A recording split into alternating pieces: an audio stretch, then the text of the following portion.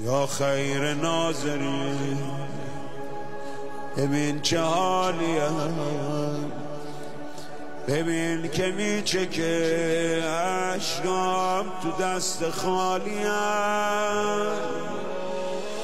بگو که میرسه به تو هنوز صدای من، خدا آغوش رحمتت هنوز واضح برای من. بسم الله الرحمن الرحیم. اللهم رب شهر رمضان الذي انزلت فيه القرآن و افترضت على عبادك فيه الصيام صل على محمد و آل محمد. السلام علیک یا حجة الله فی ارضه. السلام علیک یا ابا الحسن یا امیر المؤمنین یا علی ابن ابی طالب. با علی هستیم و دیگر دینمان تکمیل شد. با علی هستیم و دیگر دینمان تکمیل شد. در شب قدر و شهادت سال ما تحویل شد. با علی هستیم و دیگر دینمان تکمیل شد. در شب قدر و شهادت سال ما تحویل شد. با علی امسال ما بهتر شود از سال قبل. 7 سین را چیده و تنها دعا تعجیل شد. اللهم عجل ولیک الفرج. السلام علیک یا عین الله فی خلقه. سلام مردم، سلام هم نفسای یاد خدا، مهمونای عزیز خدا، هم شهریای شهر الله. الهی کارتون خوب باشه، قبول باشه، طاعات، عبادات، نماز روزه هاتون، عزاداری هاتون. و این 20مین روز ضیافت الله هست و اولین روز سال 1404 هجری خورشیدی که به دعای شما ما همچنان مهمان سفره کریمانه کریمه اهل بیت خانم فاطمه معصومه سلام الله علیها هستیم و البته که سفیر سلامتون و حامل پیام تسلیت شما هم به محضرشون هستیم، با افتخار اگر لیاقت داشته باشیم. ولی این اولین روز سال شده، مصادف شده با روز جمعه، روزی که متعلق به امام زمانمونه. البته که هر روز و هر دقیقه و هر ثانیه هامون متعلق به حضرت ولیعصر ارواحنا له الفداست، اما خیلی جالب شده این اولین روز قرین شده با روز جمعه که خب روز جمعه روز عید هست خودش، و از طرفی هم این باران رحمت الهی در باران رحمت و مغفرت الهی در ماه مبارک رمضان همچنان در شبها و روزها داره به سرمون میباره. آلودگی ها و کثیفی ها رو داره از زمین دلمون میشوره و میبره. از طرفی هم طبیعت خدا داره رخنمایی میکنه، این شکوفه ها و غنچه ها چشم نوازی میکنن و باران رحمت خدا میباره. و من یاد اون روایت میفتم که فرمودن در دوران ظهور امام زمان زمین گنجهای خودش رو هویدا میکنه و باران رحمت الهی به همه جا به صورت یکسان میباره. با این همه کارهای خوبی هم که شما انجام دادید از اول ماه مبارک تا حالا و شب سال تحویل، در شب قدر و لحظات سال تحویل که بین نماز ظهر و عصر ما قرار گرفت و زبان روزه و دعای یا مقلب القلوب و همه اینها ما رو مشتاق میکنه و امیدوار میکنه که انشاءالله امسال سال ظهور امام زمانمون لقب بگیره به برکت همه این طاعتها و بندگیها انشاءالله. میثم مطیعی عزیز، حاج آقا میثم مطیعی عزیز خیلی قشنگ و خوشگل خوندن، میگن که جمعه ها دارن میگذرن با غمهای تو. بشنوینش.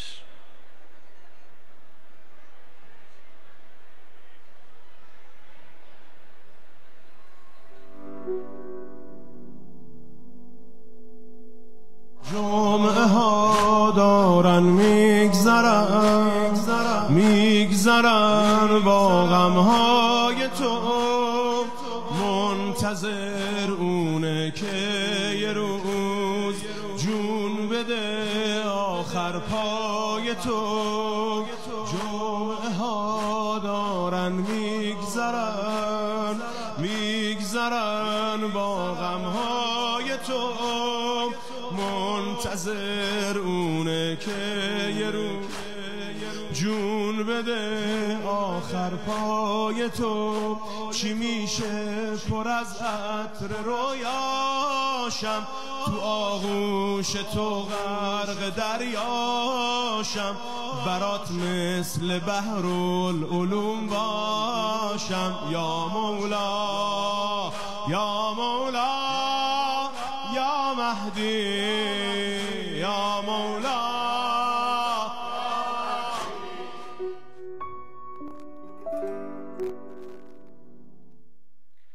نوروز ما اون روزه که از آقامون خبر بیاد، نوروز ما اون روزه که مولامون از سفر بیاد، نوروز ما اون روزه که عیسی بیاد از آسمون قامت ببنده از وفا پشت سر صاحب زمان. نوروز ما اون روزه که دوران هم عهدی بیاد، نوروز ما اون روزه که مولای ما مهدی بیاد. به برکت صلوات بر محمد و آل محمد. اللهم صل علی محمد و آل محمد و عجل فرجهم. سلام علیکم و رحمت الله.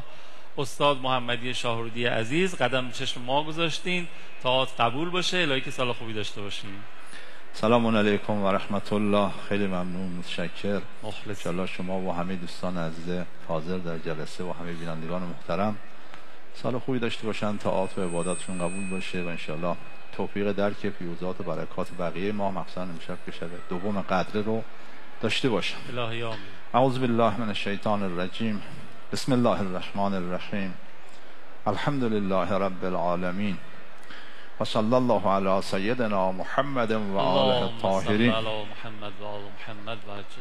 عرض سلام و اراده دارم محضر دوستان عزیز بیننده و دوستان عزیز حاضر در حرم مطهر به آرزوی سلامتی، طول عمر، توفیقات روز افزون برای همه، آرزوی قبولی طاعات و عباداتشون.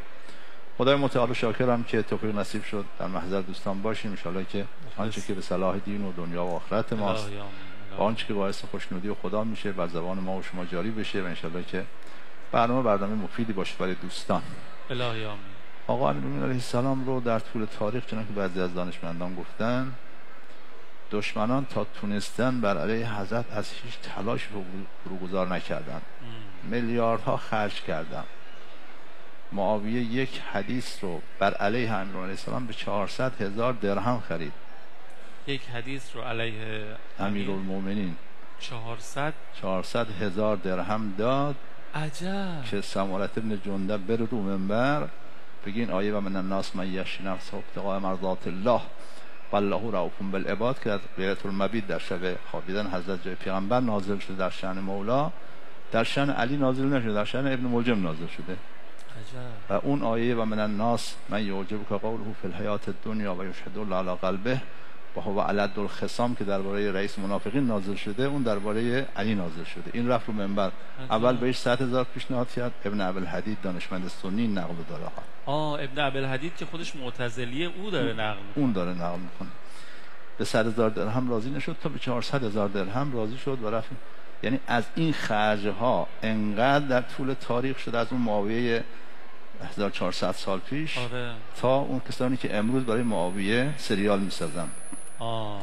100 میلیون دلار شنیدم 100 میلیون دلار از این خرجات زیاد شد. همه اینها دست به دست هم دادن که این نور رو خاموش کنن.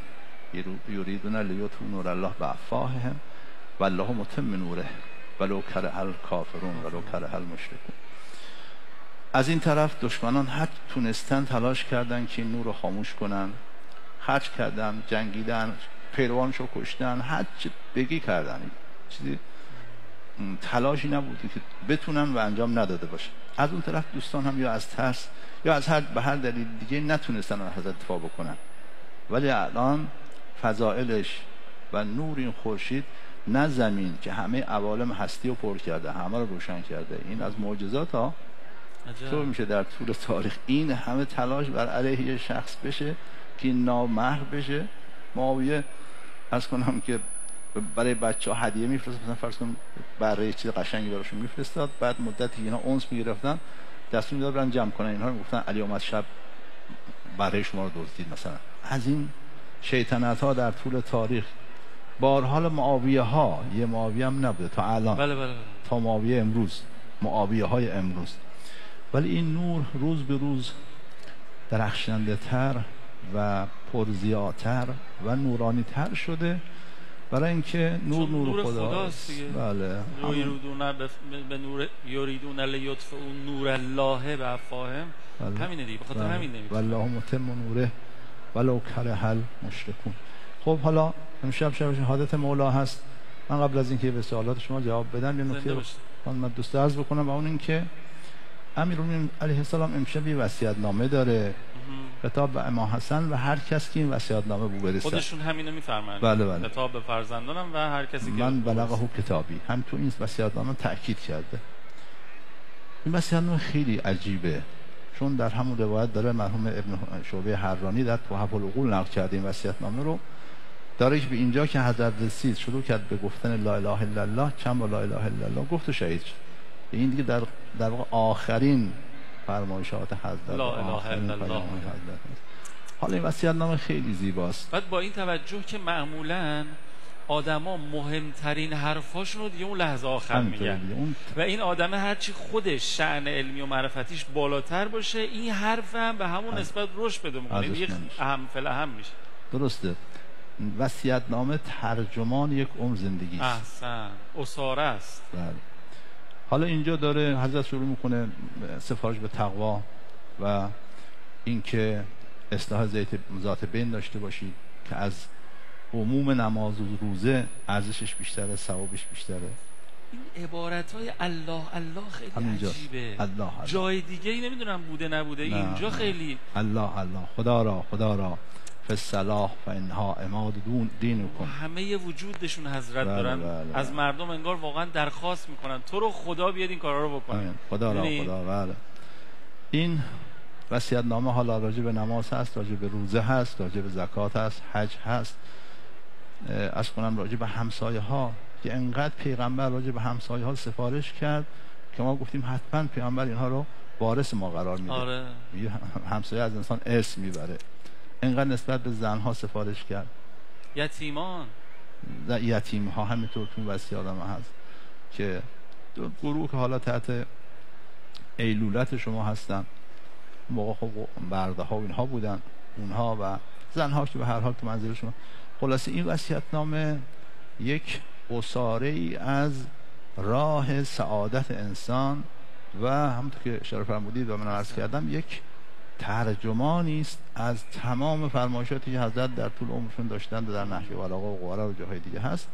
و همین دلیل ما توصیه میکنیم دوستان عزیز تو تحف العقول قبل از فرمایشات کوتاهش، چون حضرت تو تحف العقول خطبه ها و نامه ها اینا هم داره، بعضی از خطبه که در نهج البلاغه هست در تحف، از اونجا که میخواد سخنان قصار حضرت شروع بشه تو تحف العقول اولش همین وصیت‌نامه هست، داره که شب شهادتش وصیت‌نامه رو خطاب به امام حسن و فرزندانش و من بلغه کتابی، هر کس که این کتاب این وصیت‌نامه رو برسه بیان فرمود تا آخرش که دیگه ابن شعبه نوشته به اینجا که رئیس حضرت لا اله الا الله گفت، چند بار لا اله الا الله گفت و به شهادت رسید.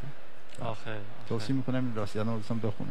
خیلی عجیبه، یعنی اون ورود امیرالمومنین به این عالم خاکی عجیبه، استثناس یه دونه است تو کل عالم که اون رو این هدیه رو خدا داخل این مکعب و این کعبه قرار بده و به شکافته بشه و امیرالمومنین رو هدیه کنه به بشر و بشر قدر او رو ندونه و بعد در همون خانه خدا، مسجد، در محراب عبادت، در نزدیکترین حالت عبد به معبود که میگن سجده است، بعد ضربه بخوره و تا لحظه آخر هم ذکر لا اله الا الله، آخرین کلمه الله باشه و بعد از دنیا بره.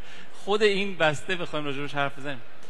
اما فعلا با اجازه شما ما بریم یه بخشی رو دوستان پخش کنن برگردیم. من بازم میخوام راجع به همین مضامین و مفاهیم از شما بپرسم، حالا با یه ادبیات دیگری.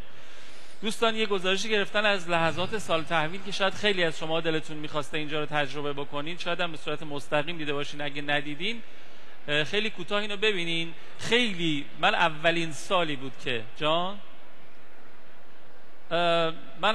سالی بود که تجربه میکردم. خودم تا به حال سعادت نداشتم لحظات سال تحویل رو حرم حضرت معصومه باشم. خیلی حس ظریف و لطیف و معنوی خاصی تجربه شد و میگم چون بین اذان در واقع بین نماز ظهر و عصر هم قرار گرفت. ما که وسط نماز ظهر بود. برای شما وسط نماز ظهر بود، همچنان ادامه داشت. اینجا تو حرم این شکلی بود، ما بودیم بعد تو نماز جماعت که خوندن و بعد لحظه سال تحویل که شد، اولین ذکری که این جمعیتی که جای سوزن انداختن نبود تو حرم، حالا من میگم داخل جا نشد بیایم نزدیک حرم بیرون این دیوار وایساده بودم، حالا میدیدم مردمم غذا آورده بودن که آماده کنن برای افطار بمونن اینجا و تو این سمت خیابون ارم خیلی‌ها سفره 7 سینشون آجاق آورده بودن، چیده بودن با یه پارچه مشکی، خیلی خوشگل بود، یعنی خیلی لذت بردم. و بعد اولین واژه‌هایی که وقتی سال تحویل شد همه بین دو نماز گفتن چی بود؟ یا صاحب الزمان. همه با هم چند بار ذکر یا صاحب الزمان و شنیدم شما هم دیدین، مردم دیدن مشهد، کربلا، نجف، همه جا اماکن، نمیدونم این امامزاده ها قلقله بود. قابل توجه اونایی که میگن مردم ایران نمیدونم از دین و دیانت و اینا فاصله گرفتن، کولاکی بود. ان شاءالله میگم به برکت همه اینا ان شاءالله چشممون به جمال صاحب امروز و هر روزمون روشن بشه. یا حال هوایی از لحظات سال تحویل حرم ببینیم و برگردیم گفتمون ادامه میدیم. بسم الله.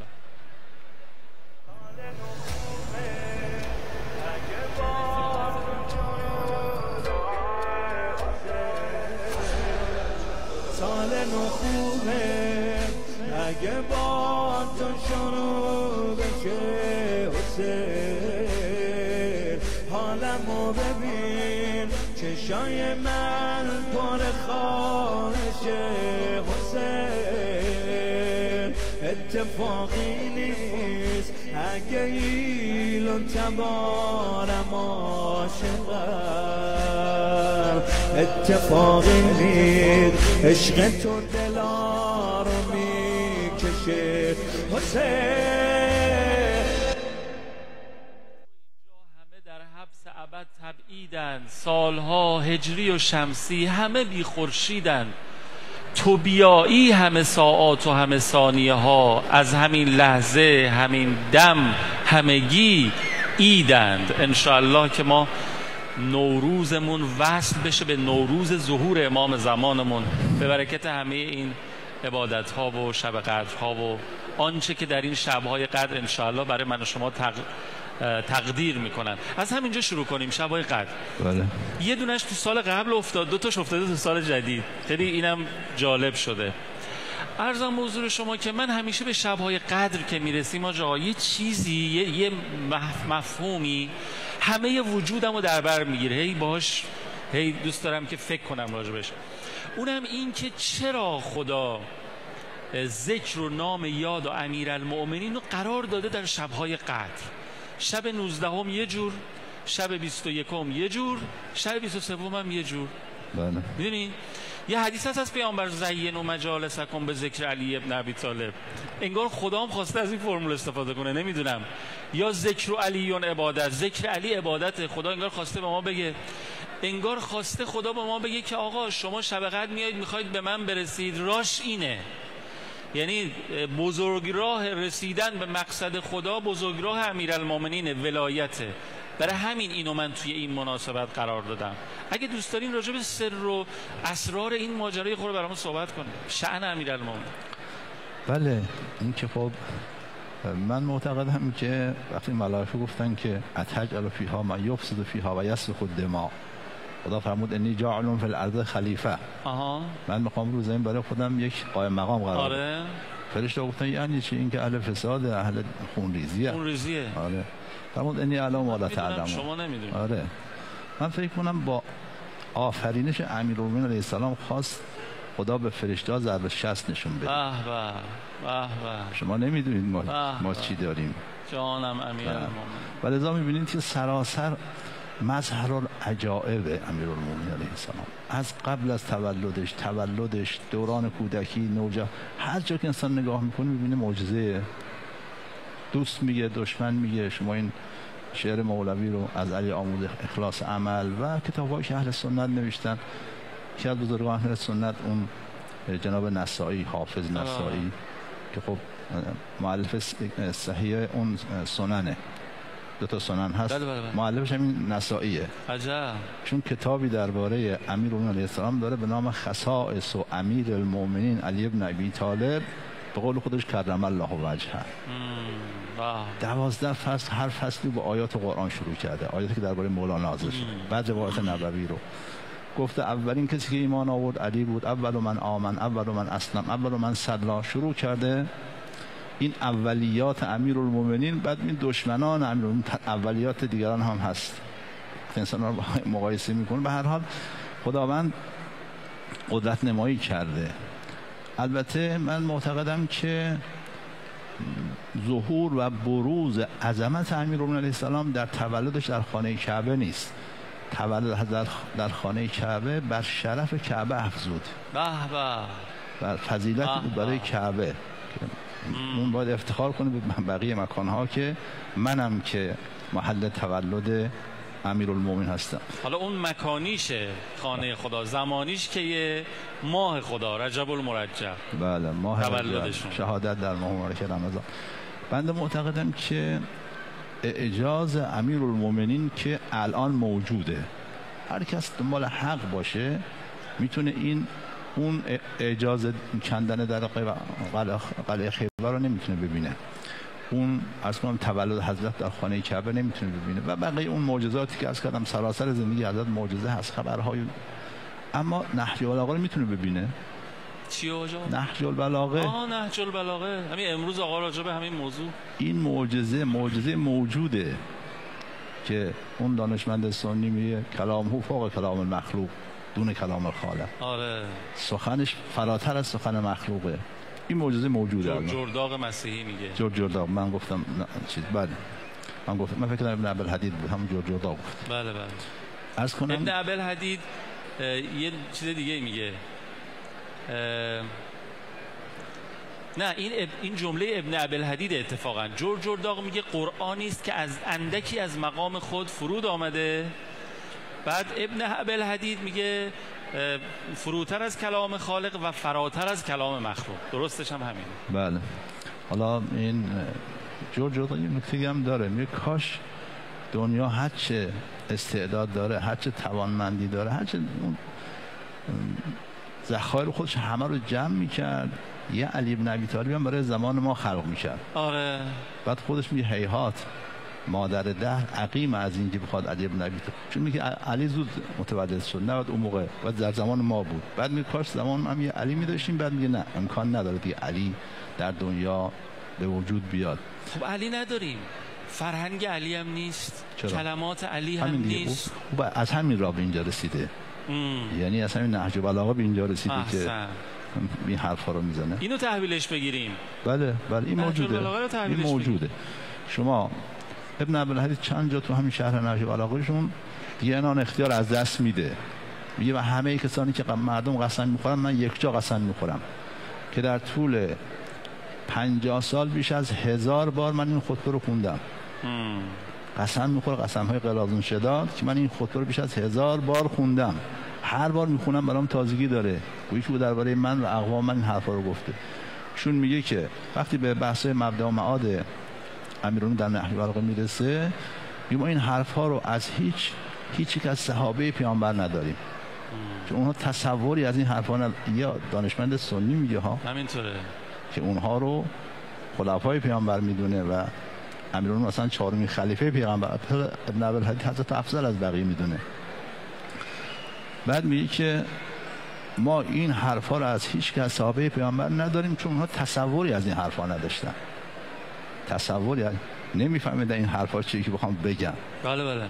بنده به ایشون میگم که حرف شما درسته، اما برید جلوتر. شما این فرمایشاتی که راجع به مبدأ و معاد هست رو در تاریخ اندیشه بشر ندارید. این توحید حقیقی که در نهج البلاغه مطرح شده قبل از امیرالمومنین نبوده، تو اندیشه بشر نبوده. راست میگی. چون تاریخ علم مشخصه دیگه. پس حرفایی گفته که بشر نگفته. احسن. نه صحابه. چون میگه صحابه از این حرفا نگفتن چون تصوری از این حرفا نداشتن. به هر حال اصلا ما این حرفا رو از انسان دیگری نشنیدیم. بله. غیر از امیرالمومنین صلوات الله علیه. خب یه چنین شخصی، حالا کسانی که اهل عقل باشن، اهل انصاف باشن، انسان باشن، خب باش مخالفت نمیکنن. احسن. کسانی که مخالفت میکنن باید در انسانیت خودشون تردید کنن، در عقلشون، در شعورشون، در فطرتشون. حالا عرض من اینه که ما بیایم اون چیزی که الان موجود هست بیایم ببینیم که این خطبه اول نهج البلاغه در توحید و در مباحث دیگه، خطبه 84، خطبه‌های دیگه که حالا در نهج البلاغه، فرمایشات حضرت، کلمات قصار، خب یک کلمه کوتاه میبینید شما که یک عالم معنا توش هست. اینا معجزه های موجوده، با اون معجزات زمان حضرت دیگه الان نیست. که حضرت مثلا فرض در جنگ بدر ابن عبدالحدید میگه که از اون 70 نفری که در جنگ بدر کشته شدن، نصفشون رو 35 نفرشون با شمشیر امیرالمومنین کشته شدن. تازه در بقیه هم حضرت شرکت داشت. بقیه مسلمان ها با 3000 فرشته و امیرالمومنین با هم کشتن. این باز حرف ایشون هست با این. بله. اونا دیگه الان نیست، اما نهج البلاغه الان هست. همین تحفه العقول که عرض کردم الان هست. بریم خدمتش و اینها رو ببینیم. پس باید ما اعتراف کنیم، باید اظهار عجز کنیم، بگیم کتاب فضل تو را آب بحر کافی نیست که تر کنم سر انگشت و صفحه بشمارم. حالا یه چنین شخصیتی ما داریم و یه چنین نعمتی رو ما داریم، چنین نعمت بزرگی. پریروز عرض کردم که در روز 18 حضرت یه نفرین کرد، خدا من از اینها بگیر و تر از اینها. چند جای دیگه هم این مطلب توی که فرمایش دیگه هم حضرت داشت. چون خدا نسبت به اولیاءش، نسبت به این حججی که برای بندگانش قرار داده خیلی حساسیت داره، خیلی حالا غیرت، اگه بگیم غیرت ورزی داره. اگر ناسپاسی کنن اون گروه، اون مردم، خداوند عذاب شدیده در قبال. حالا ما قدر امیرالمومنین رو بدونیم، امشب شب شهادتشه، ضمن این که حالا اون اعمال شب قدر رو حتما دوستان انجام بدن. عرض کردم که هر کدام یک ویتامینی داره، هر کدام یک خاصیتی داره. انسان میخواد خودش و پدر مادرش آمرزیده بشن، نماز 7 قل هوالله رو بخونه، میخواد کلا از گناهان بیرون بیاد، اون صدقه کردن. همینطور هر کدام از اینها یک خاصیتی داره که خودمون رو محروم نکنیم. شب قدر خب یک شب هست و امشب هم از شب‌های از شب 19 هم مهمتره، چون روایات متعدد داریم که حضرت بین این دو شب مخیر کرد، فرمود 21 یا 23. بعد که گفتن حالا مشخص کنید هم یکی از این دوتا رو، فرمود نه ما ایسر لیلتین. چقدر ساده که انسان دو شب رو، هر دو شب رو احیا نگه داره. ان شاءالله که دوستان موفق باشه. ان شاءالله. خیلی ممنونم. حالا یه جمله از دو سه جمله یاد اومده از اندیشمندان اهل تسنن و مسیحیت. جمله جورجی زیدان هم خیلی جالبه، اونم اندیشمند مسیحیه. میگه که اگر بگویم علی از مسیح بالاتر است، دینم اجازه نمیدهد، و اگر بگویم مسیح از علی بالاتر است، عقلم. خیلی جمله جالب و آره تأمل برانگیزی گفته. یا مثلا از امام شافعی یه جمله بزرگ فرقه شافعی، ایشون میگن که اگر علی ابن ابی طالب خود را آنطور که در حقیقت بود به مردم نشان میداد، همه مردم جهان در برابر او سجده میکردن.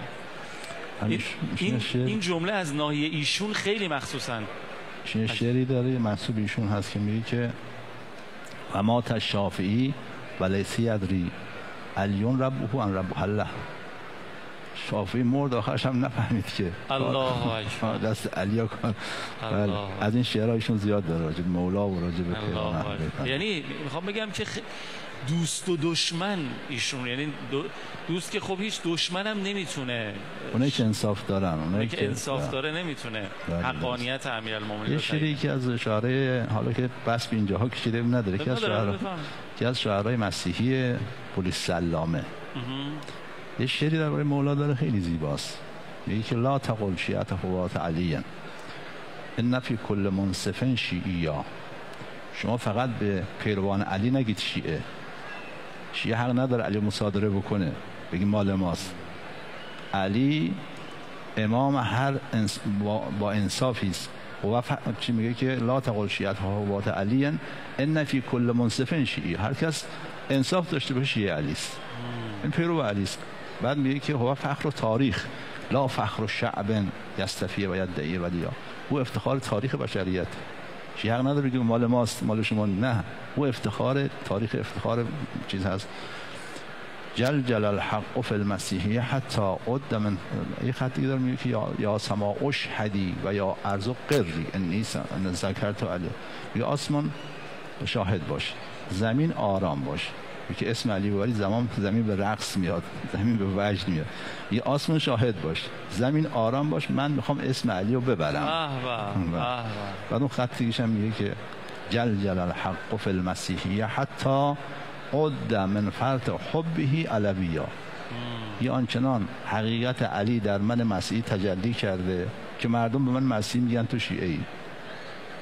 اینقدر دوستش دارم، اینقدر مثلا درباره شعر گفتم مردم به من مسیحی میگن تو شیعه ای. الحمدلله رب العالمین. الهی ای فلک دیگر نگردی اگر دور سر حیدر نگردی. الهی الهی الهی ای نفس بی حب مولا اگر رفتی ز سینه بر نگردی. الهی که توی سال جدید محبت ما، معرفت ما، این بخش دومیه میخوام صحبتمو ادامه بدم بعد از اینکه میریم برمیگردیم، معرفت ما علاوه بر محبتمون بیشتر بشه، چون به نظرم میاد حاج آقا نسبتش خیلی نسبت درستی نیست، محبت و معرفت ما نسبت به برعکس، اول معرفت بعد محبت. آره، در صورتی که اول معرفت باید بیشتر باشه. یعنی ما خیلی ظاهر امر اینه که خیلی دوستشون داریم، الان دلمون داره پر میزنه برای نجفشون، خب و براشون اشک میریزیم، سینه میزنیم، روزه میخونیم، دوستشون داریم، اصلا جونمون به جونشون بسته است. میگم حداقل علی الظاهر اینجوریم هممون، ان شاءالله که در باطن هم هممون همینطوریم، ولی معرفتامون در این حد و اندازه اصلا نیست. میخوام راجع به این صحبت بکنم، ان شاءالله تو سال جدید زیاده بشه به برکت حضور و فرمایشات استاد محمدی شاهرودی و مثل ایشان. من اول برنامه فراموش کردم عرض بکنم برنده روز 18 ما در برنامه یاد خدا که عبارت یا علی رو به 3011-22 ارسال کرده بودن، سرکار خانم فاطمی خسروی از تهران هستن. سرکار خانم فاطمی خسروی از تهران، بهشون تبریک میگم. یک پرچم متبرک این آستان مقدس از قم میره تهران و به خونه این خانم وارد میشه، انشاءالله که دعاگوی ما هم باشن. عرض کردم از تهران و امروز هم تا اذان مغرب فرصت دارین.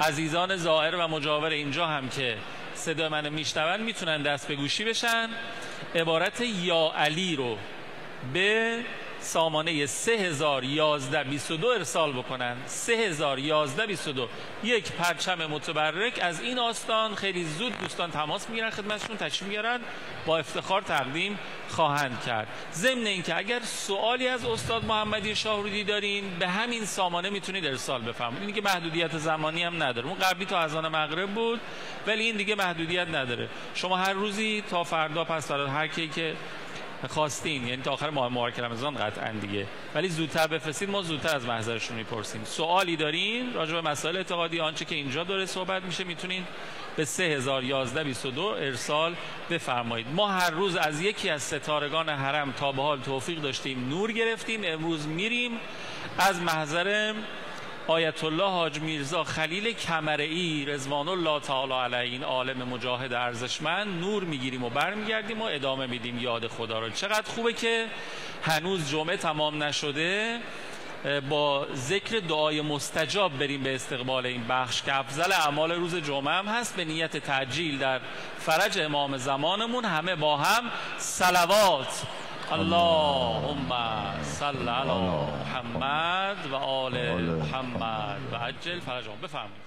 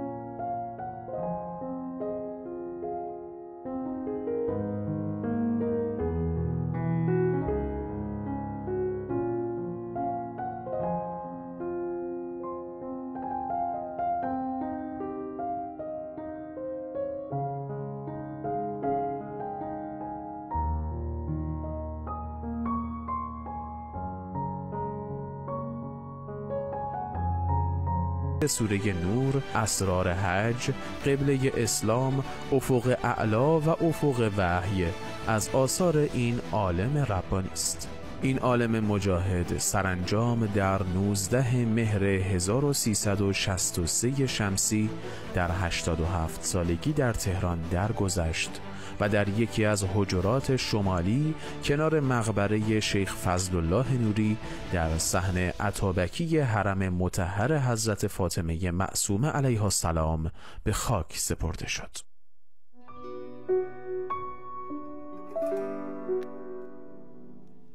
به به به به به این گنبد و بارگاه با صفا و چشم نواز و دل نواز. خدایا خدایا، یعنی میشه ما خیلی زود بعد از ظهور امام زمانمون انشاءالله این گنبد و بارگاه رو در جنت البقیع ببینیم، برای امامان مظلوم و غریب بقیع ببینیم. الهی آمین، به برکت ظهور امام زمانمون انشاءالله. تو بخش غرب به این رسیدیم که به نظر میاد معرفت یه قدری نسبتش با محبت متفاوته و پایین تره. به نظرم اگر اینطور باشه این یه خطره، یه خطر بزرگه. شما فرمودین اگر قدر ولی، قدر امام دانسته نشود توسط مردم، اون وقت مردم ممکنه که دچار خسارت بدی بشن، یعنی عذابی نازل بشه و اینها که شده در طول تاریخ. و خدا این یه دونه امام زمان رو برای ما نگه داشته که ما به اون بلوغ اتفاقا محبتی و معرفتی برسیم که وقتی تشریف میارن قدر بدونیم. و حالا من به نظرم میاد که ما در عصر غیبت یه جوری داریم امتحان پس میدیم. اگر معرفت ها و محبت ها به اندازه لازم رشد نکنه و ما پای کار نائب امام زمان، ولایت فعلیمون نباشیم و امتحانمون درست پس ندیم، الکی هی آقابی جمعه فایده بدون اون عمل درست، راه به جایی نخواهد بود. اینجوری فکر میکنم، نمیدونم درسته یا غلط. بله، بحث معرفت امام خب یک سرفصل بسیار مهمی است. بدون معرفت امام انسان اصلا تو دین نیست. اللهم عرف نفسک فانک ان لم تعرف نفسک لم اعرف نبیک. اللهم عرف رسولک فانک ان لم تعرف رسولک لم اعرف حجتک. اللهم عرفنی حجتک فانک ان لم تعرفنی حجتک زللت عن دینی. بله، انسان دیگه از دین گم شده، دیگه از دین منحرف شده. من مات ولم یعرف امام زمانه مات میتتن جاهلیه. از این روایات زیاد داریم. از امام سوال کردن این که قرآن میفرماید و من یؤت الحکمه فقط اوتی خیرا کثیرا، هر کس حکمت بهش داده شده خیر زیادی بهش داده شده. این حکمت چیه که انسان داشته باشه خیر زیاد داره؟ فرمود معرفت الامام و طاعت الرب. معرفت امام حکمت. معرفت امام در واقع سرفصلی است که به دنبالش محبت داره میاره، اطاعت میاره. اونا دیگه بعد از این قرار میگیرن. بله. اگر معرفت اومد، محبت واقعی. اون بله. محبتی که تو رو پای کار امام تا ثانیه آخر نگه می‌داره، که نتیجهش ولایته، که نتیجهش اطاعت، مثل شهدای عاشورا. بله، که نتیجهش اطاعته، که نتیجهش اون محصول معرفته. چرا؟ چون امیرالمومنین و فرزندانش زیباترین سروده های هستی است. یعنی خداوند تو اینا اون جمال خودش رو تو اینها متجلی کرده. بله.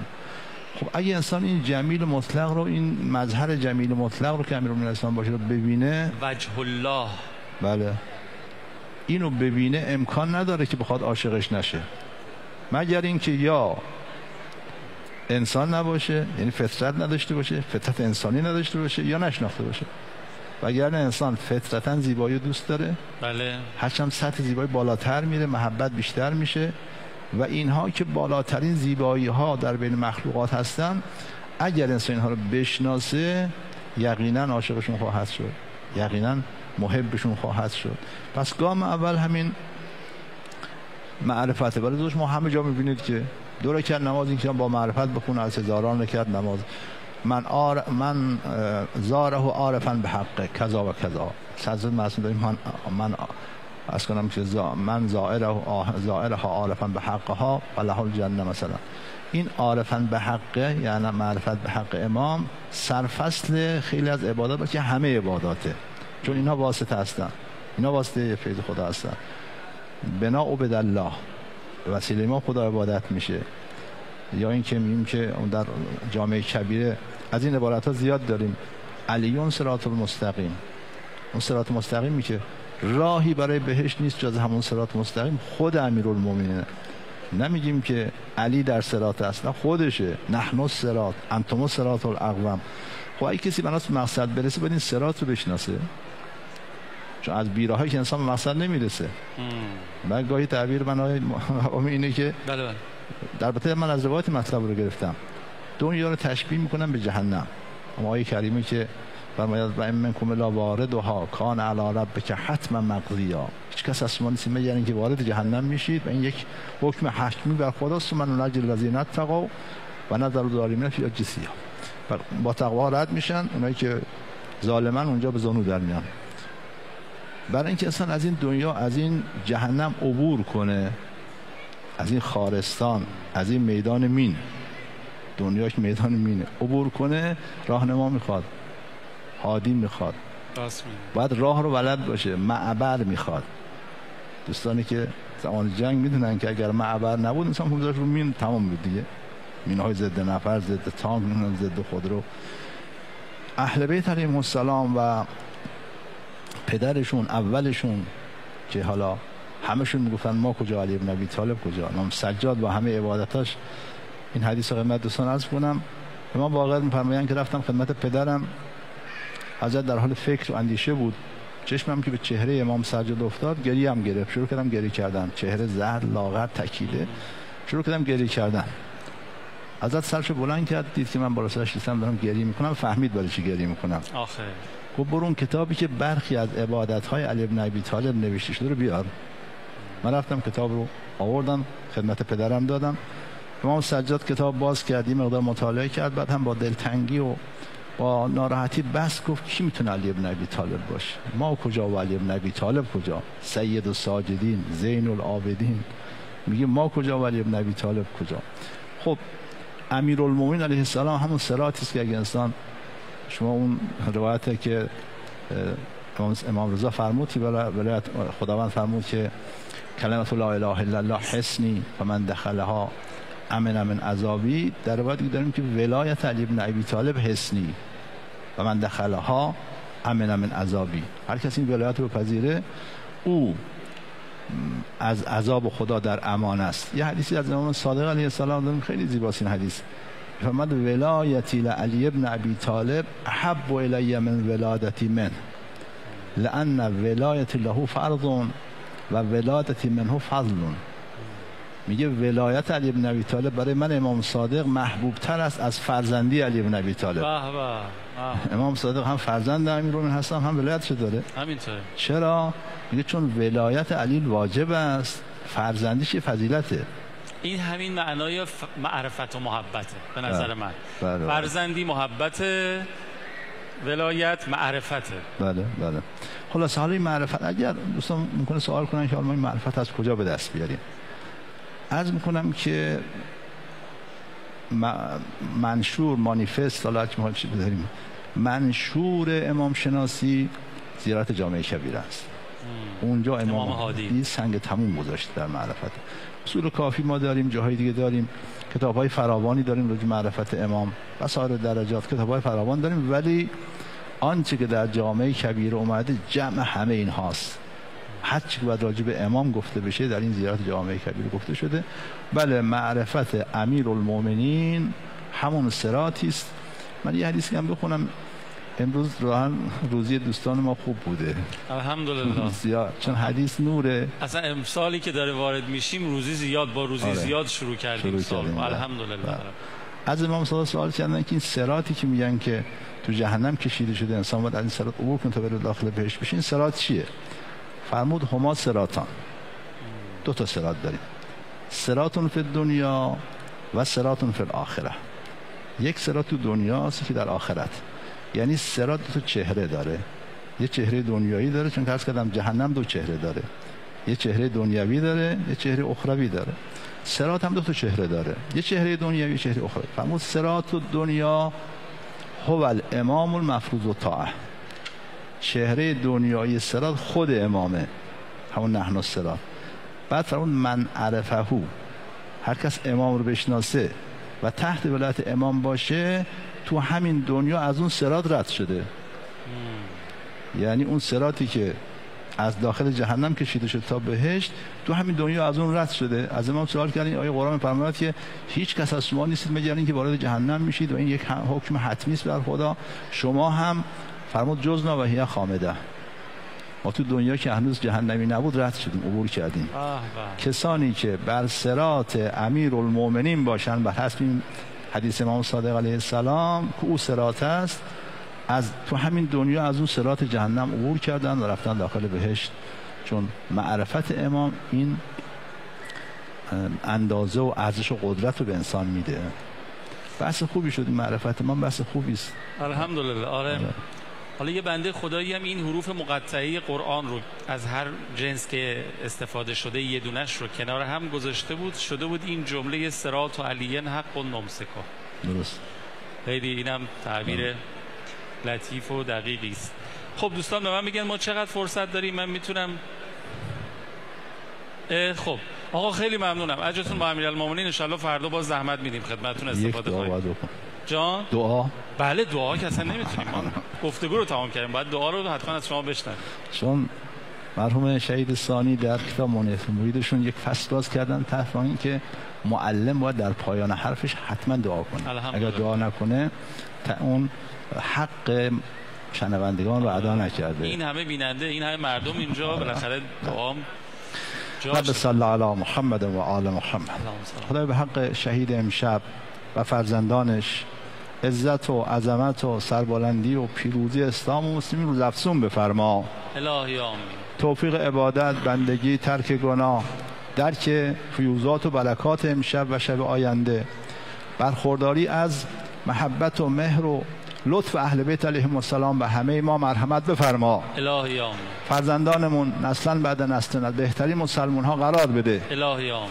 رهبر معظم انقلاب محافظت بفرما. الهی آمین. قلب مقدس امام زمان علیه السلام از همه ما خوشنود بفرما. الهی آمین. ماها را از سربازان و یاوران و شیعیان و مدافعین و منتظرینش قرار بده. الهی آمین. در فرج حضرتش تعجیل مرحمت بفرما. الهی آمین. به برکت صلوات بر محمد و آل محمد. اللهم صل علی محمد و آل محمد و عجل فرجهم. خیلی ممنونم استاد محمدی شاروردی عزیز. شب شهادت امیرالمومنین حضرت ابوالائمه حضرت ابوالایتام رو پیش به همه شما به محضر امام زمانمون صاحب عزا ماتم تسلیت عرض میکنم. تمنا میکنم با همه وجودم حالی دست داد برای همدیگه خیلی دعا بکنیم امشب و دعای اولمون هم که تعجیل در فرج امام زمانمون باشه ان شاء الله. التماس دعا یا حق. خداحافظ. آقا ممنونم.